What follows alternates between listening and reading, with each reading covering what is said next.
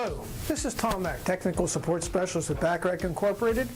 Today I'm going to talk a little bit about the replacement of the oxygen sensor in the Fire Rate Intech and the Fire Rate Insight Plus. This is a call we get rather frequently, so we're going to go over it step by step, even though it's explained in the manual. We'll go over it step by step with you and describe what needs to be done. Now, the Fire Rate Intech and Fire Rate Insight Plus are very similar instruments in the oxygen cell area. The Fire Rate Intech has a 2-year oxygen sensor that comes in a package like this. The Fire Rate Insight Plus also uses this sensor, but there's an option for a long life sensor which comes in a package like this.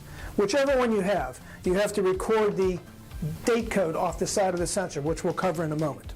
The Fire Rate Intech and the Fire Rate Insight Plus, for demonstration purposes, I'll be using the Fire Rate Intech.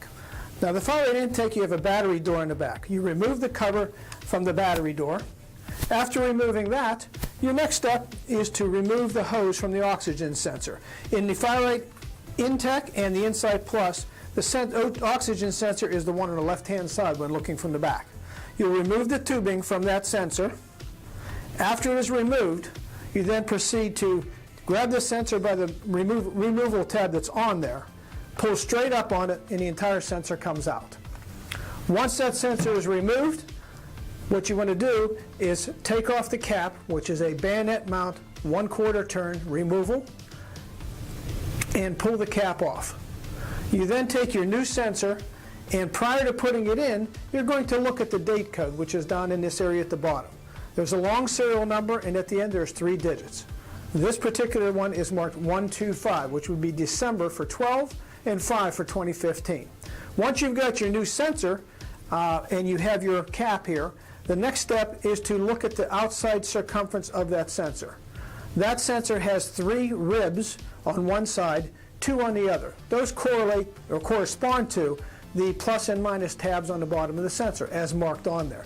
There are no plus and minus markings inside of the instruments for which direction it goes. You just simply match up the 3 ribs with the 3 slots down inside and the 2 with the other side. That will give you the correct polarity. One of the things you have to remember is, once you've figured out which way this sensor is going to go in, you need to position the cap back on top of this unit so it's in a proper orientation once it's placed in the unit. Now you have the new sensor. One of the things you want to look at prior to installing this new sensor is look at the socket pins down inside the unit. There may or may not be some corrosion in there. That's not an uncommon thing. Clean as much of that off of there as you possibly can prior to installing the sensor. Next step is to install that sensor, lining up the 3 ribs with the 3 slots down in the chassis and the 2 ribs with the other side of the chassis. That's going to go in there, and even though it is polarized so that that lines up, it's sometimes not an easy task, as you can see, trying to put this back in here. Once you've got it pressed back in place, you then reinstall the 2 hoses back onto the cap. This takes care of the mechanical part of it. You then replace the battery door, snap it back in, and then you power up the instrument. Now, once the instrument goes through a 60-second warm-up cycle, you're going to go into the menu.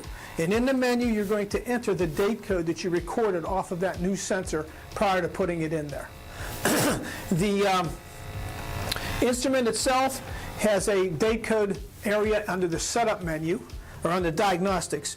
You're going to go into the diagnostics menu on the front panel, press the enter key. Once you're in there, there's one that says O2 sensor life. You're going to scroll down to that one, press the enter key again. F3 key on the front panel is a reset. It's probably going to tell you at that point, replace O2 sensor, since it has the old date from the old sensor in there. You're then going to press the F3 button, which brings up a menu that says enter O2 date code. You will scroll through and change that date code to the number that you had recorded earlier. In this case, 125 for this particular sensor. And we will scroll through to that, and once we get it set for 125, you then press the enter key. That then brings up another section that says verify the month and year on the clock. This is to make sure that the clock is set correctly. Just verify that it is correct. If it is not correct, you adjust it up and down at this point for the correct day, a month, and year of when what the date is in the clock. If it's okay, you just press the enter key. Your O2 sensor light screen will then show O2 sensor good. Now the replacement of the O2 sensor on the Fire Rate Insight Plus is identically the same, except if you have a long life sensor. It's a little bit different in that that sensor does not pull straight up out with the cap. What happens is you have to remove the tubing on both sides of the O2 sensor, and on this particular one, what you're going to do is it's a quarter turn of the cap to lift it off, and then you have to reach down inside and pull that sensor out. It's a polarized connection. It goes in one way. You have 3 pins on the bottom, match up with the pins down in the PC board. It's only going to go in one way. So once you've got it back in there again, put the new one back in, place the cap on top, do a quarter turn to the right to lock it in position, place your tubing back on. The setting of the date code for the long life sensor in the Insight Plus or the standard 2-year sensor in both the Insight Plus and the Intech basically is identically the same, except one of the things we've run across from end users is sometimes when they change out a long life O2 sensor, inadvertently somehow the type of sensor that is listed in the setup menu is incorrect, and that will give errors as you're going through the unit.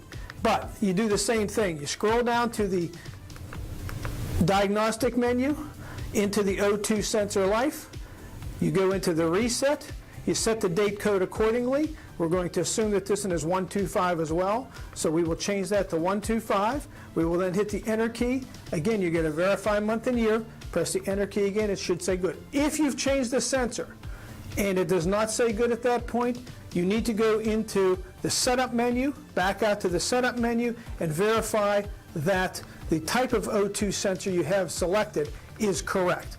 In this case, it would be the long life. You have standard and long life as your choices. You highlight in black whatever type sensor it is, hit the enter key. It'll then tell you to enter the O2 date code again in case you didn't do that already. Hit the enter key again. It'll ask for a verification of the month and year. Hit the enter key again, and at that point, you're all ready to run. Now, one of the things to remember specifically on the standard sensor, 24-0788, is that once you install that sensor, right out of the canister, you place it in, you do your date code change, everything's ready to go. You should hold off for at least a minimum of 1 hour prior to using that device for taking measurements, because that sensor sitting in the carton has no load. The voltage output of that sensor is going to rise dramatically sitting in that container. Once it's placed into the circuit in the instruments, it takes at least an hour for it to stabilize and come back down to a proper level. It's better if you can do it towards the end of the day and let it sit overnight, but before you use it. But if you can't wait that long, 1 hour is normally sufficient. That will keep your numbers from dropping. We've had several instances, people have changed this, they go to take a reading, and their oxygen reading keeps continuously dropping, and that's a factor of just not letting this warm up enough and stabilizing the circuit. That pretty much covers the changing of the oxygen sensors, some of the highlights. After going through it, it's a relatively simple, straightforward procedure. It is described in detail in the manuals. If you need anything other than what's in the manuals, you can always call our technical support line. We'll be glad to help you out. This is just another one of the many reasons why back rec is the measurable difference.